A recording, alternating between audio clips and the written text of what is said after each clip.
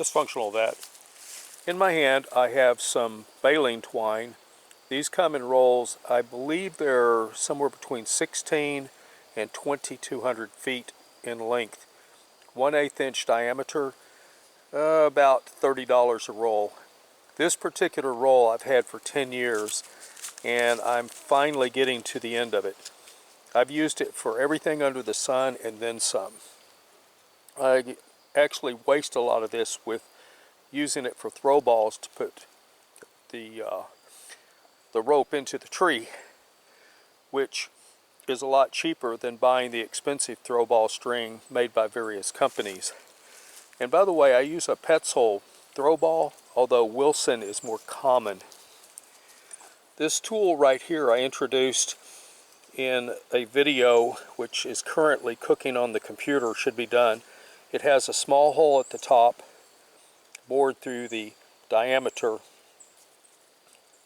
and I have a hole in the end which is bored into the length. The diameter you need is going to be based on the gauge of whatever you're working with. What I'm getting ready to do is repair a hook in a tree where a branch came down and ripped down my clothesline. I don't see any reason to buy a dryer when a 12-volt DC fan blowing over clothing will dry it. It's not ready in 5 minutes, but I never need it in 5 minutes. So let's look at what I'm doing. Here's my hook, and this hook is bent, and I don't know if that's going to fit. It doesn't. So I'm going to have to go to plan B on this. So we know this doesn't work. And before I go too far, I'm going to put a link for Marcus Pick's website. The guy is a genius. I've learned a lot about him, and while I was trying to set this camera up to have this where I wasn't being interfered with light, since I don't have, I believe it's gaffers work with lighting, I appreciated some of the comments that he's talked about as far as lighting goes. Like I said, the guy is a genius. He's worth watching, and I'm going to put a link to his videos down there. I've got to go get a new tool that will fit on this so that I can bend this up. Alright, I'm back. One last thing on Marcus Picks. Based on some of his recommendations, I've actually bought some equipment for making videos, and so far it's been very helpful. What I'm trying to do using this hammer, which I'm not having a lot of success with, is to start this thing bending back. Now using, by the way, these are called pump, P-U-M-P, pump pliers. They're originally designed for working on pumps. When somebody tried to get the right to use these, they couldn't call them pump pliers because the name was copyrighted. So they started calling them channel locks. So a lot of times you'll hear this called a channel lock, and that's sort of like saying, do you want a Coke? And somebody will say, yeah, I want a Coke, and then you ask, what kind? And they say, I want a Pepsi, a 7-Up, or whatever it is. Alright, I've bent this into a ring, if you can see that, and now we put the string on it. Although this string is strong enough to carry the load of the clothing, I have a piece of wire, and so what I'm going to do is I'm going to thread this several times. We'll come back, I'll show you where it's threaded into the eye on the clothesline and where it's threaded into this, and you can see how I've stranded it together. So I'm going to do that off camera because I'm going to be running back and forth for a bit, and then I'll come back and I'll show you the finished product. Alright, in this view we have a knot where it's tied to the eye on the cable. What I'm doing is I pull slack,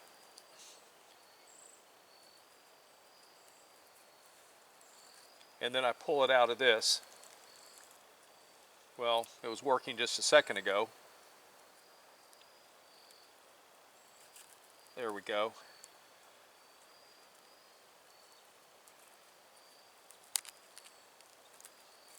This helps pull the slack up here. I pull this out, and then I find whichever one will take the slack out of the one I'm trying to get out, which in this case is right here. There we go. That's pulling it.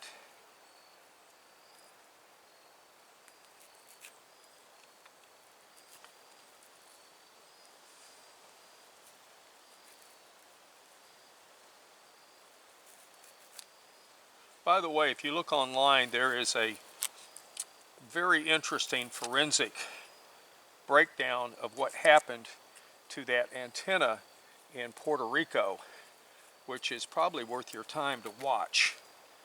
And what they say happened is that because the thing is an active transmitting microwave signals, it induced current into the cable supporting it, and it literally melted the connectors that tied the thing together. I thought that was really fascinating.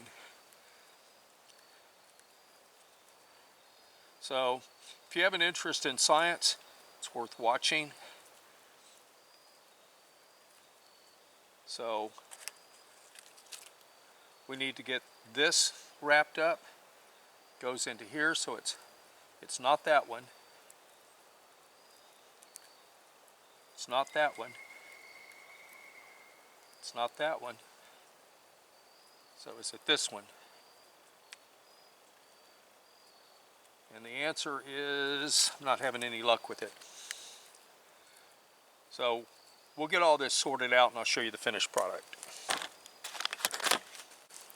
Now I'm putting the final wraps on it. Turned out to be a little difficult sometimes to find which string I needed to pull. I slackened it a few times before I got it tight, but I did get it tight. This much wrapping is not necessary. I'm just one of those people that go to more trouble than it's necessary, since this is temporary.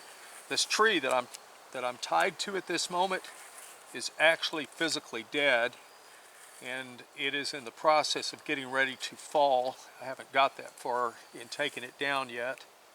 Hunting season ends fairly quickly. It's just now around the 21st or the 22nd of November, and I will be able to not worry about my dogs being shot, and I'll take down these fences that I need in order to get this tree down without crushing my fence. So now I'll make a couple of overhand loops, knots.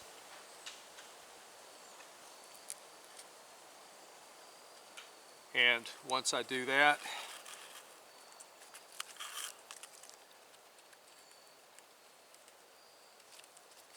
I'll run it back through here.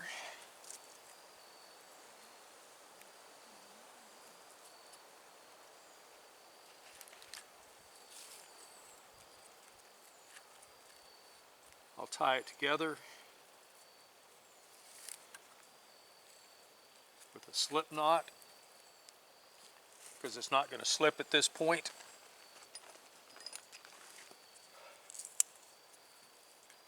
Cut the tail, and voila. NASA, we have a clothesline. Dysfunctional vat out. Baling twine normally comes in a 2-roll pack. I just verified the distance on this. This has 20,000 feet of 1/8 inch baling wire. The brand is Cordex, C-O-R-D-E-X. It's a product of Portugal. It's polypropylene baling twine. It is ISO 9000, which means it's good. It says it's UV stabilized.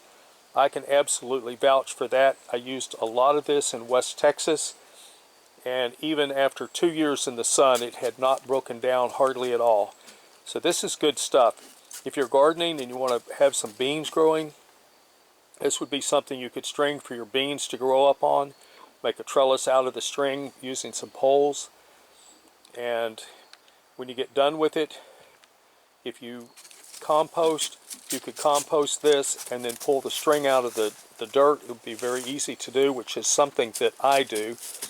Or you could just put everything in the trash can, send it off to the landfill, and add to the problem with recycling garbage.